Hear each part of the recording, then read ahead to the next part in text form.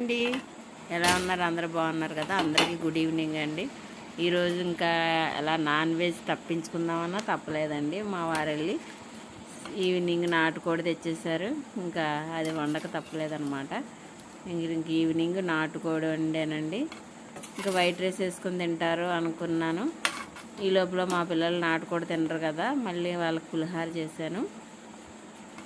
మళ్ళీ పక్కన ఇంటి వాళ్ళు ఉంటారండి, బ్రదర్ వాళ్ళేమో మళ్ళీ కొబ్బరన్నం పంపారు. ఇంక ఇలా ఐటమ్స్ ఎక్కువైపోయాయండి.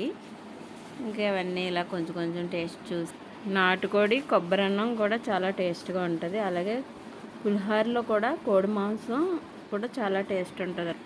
ఎప్పుడైనా ట్రై చేసి చూడండి.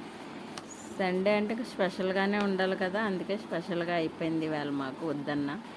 మీకు కూడా మీ ఇంట్లో ఇంకా సండే అంటే ఇలా జరుగుతుందా?